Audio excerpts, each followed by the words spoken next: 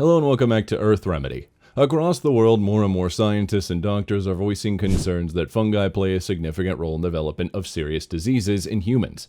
An Italian oncologist even wrote a provocative book titled Cancer is a Fungus, where he argues that fungi, often overlooked in mainstream medicine, may be deeply involved in triggering some of the most serious illnesses like cancer. But beyond cancer, fungal infections or imbalances can contribute to a range of other conditions, from the relatively mild like psoriasis and eczema to more familiar fungal infections like athlete's foot.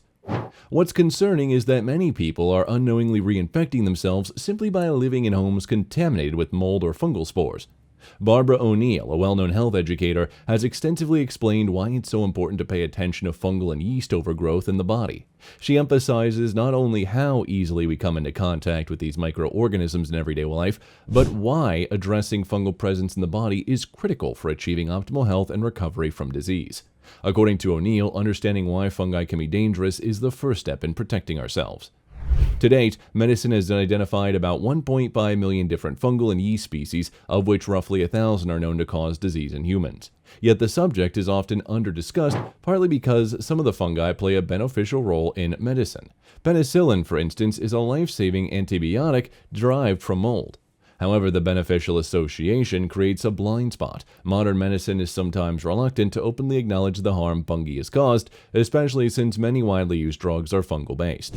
For example, antibiotics derived from fungal compounds are vital in treating bacterial infections, but their overuse can have unintended consequences. O'Neill shares stories of children who had been overprescribed over 20 courses of antibiotics in their first year of life. This kind of repeated exposure disrupts the body's microbial balance and opens the door to fungal overgrowth. Fungi can enter the body through several main pathways. First, and perhaps most directly, they come through medication like antibiotics. After taking these drugs, many people notice they develop thrush or yeast infections because the antibiotics have wiped out bacterial populations that normally keep fungi in check. Without this natural balance, fungal organisms seize the opportunity to spread. Another common route is ingestion. We can consume fungi or fungal toxins through contaminated food. That's why it's crucial never to eat food that shows visible mold, as the toxins they produce are often more dangerous than the mold itself. Even touching moldy food, like a spoiled orange in a fruit bowl, can pose a risk, as mold can penetrate the skin. O'Neill advises using tongs or a paper bag to handle such items safely. Inhalation is another major route to fungal entry. Mold spores present in damp homes can easily be inhaled, embedding themselves deep within the lungs. This is why moldy areas should never be cleaned with bleach. Bleach, when combined with mold, creates an extremely toxic mix. O'Neill recounts a tragic case from America where a woman died after cleaning a moldy bathroom with bleach, unaware of the deadly fumes created in the sealed room. Instead, she suggests using straight white vinegar as a safer cleaning solution. Spray the vinegar on the mold, leave the room for at least 15 minutes to allow the vinegar to kill the spores, and then return to wipe it away. She also emphasizes the importance of addressing the root cause of mold growth, such as hidden leaks or poor ventilation, because mold will also thrive in damp, dark, and dirty conditions. Another rarely overlooked source of fungal exposure in the home is carpeting. Carpets, especially thick or rarely cleaned ones, can act as a breeding ground for mold and bacteria. Unlike hard floor carpets, they cannot be mopped or easily sanitized.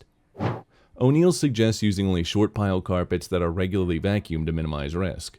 She references the Australian documentary series, Is Your House Killing You?, where Dr. Peter Dingle explored the hidden dangers within household environments. In one case, every toy and book in a children's room was found covered in mold spores, all traced back to a small hidden plumbing leak.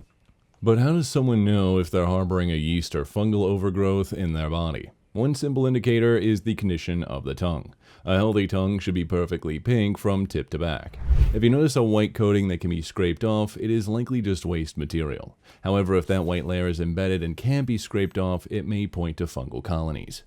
O'Neill offers 5 key steps for eliminating fungal overgrowth and creating the best internal environment for healing. The first is to starve the fungus. Fungi thrive on sugar, which is abundant in the modern diet.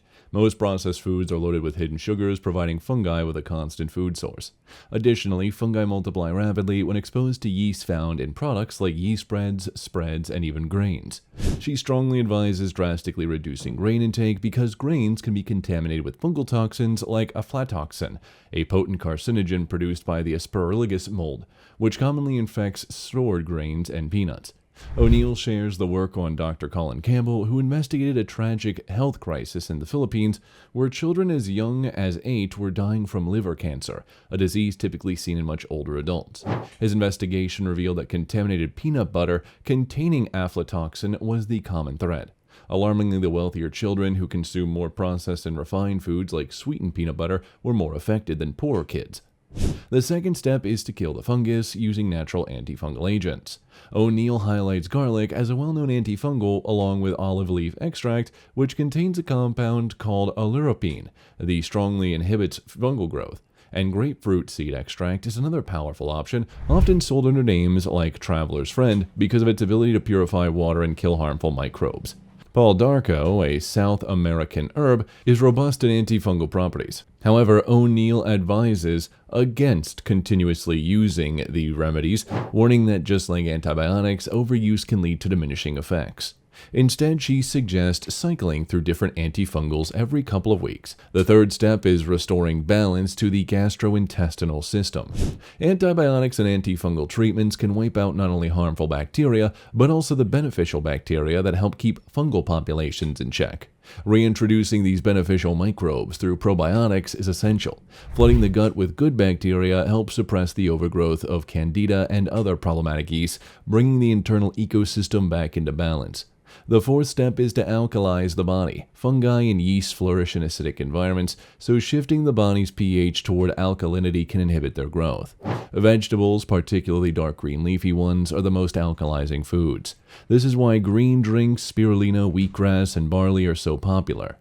Finally, the fifth and final step involves taking ormes, or orbitally rearranged monoatomic elements, a mineral supplement that contains minerals in a superconductive form, allowing for superior absorption into the body. Research suggests that these minerals can help repair DNA damage, a crucial aspect of preventing diseases from progressing. According to O'Neill, unless the DNA is healed, rogue cells may continue to proliferate, potentially leading to chronic disease or cancer. She reports witnessing numerous people successfully conquer chronic yeast and fungal issues and even achieve remission from cancer. In sum, O'Neill underscores that while fungi are an often overlooked cause of human disease, understanding how they enter the body and thrive and disrupt health gives us the tools we need to push back. By reducing sugar and yeast consumption and using natural antifungals, restoring gut balance and shifting the body's pH and supporting cellular repair, individuals can create the internal conditions needed for true healing and recovery. This holistic approach empowers people to take control of their health, addressing root causes rather than merely masking symptoms and opening the door to long-lasting wellness.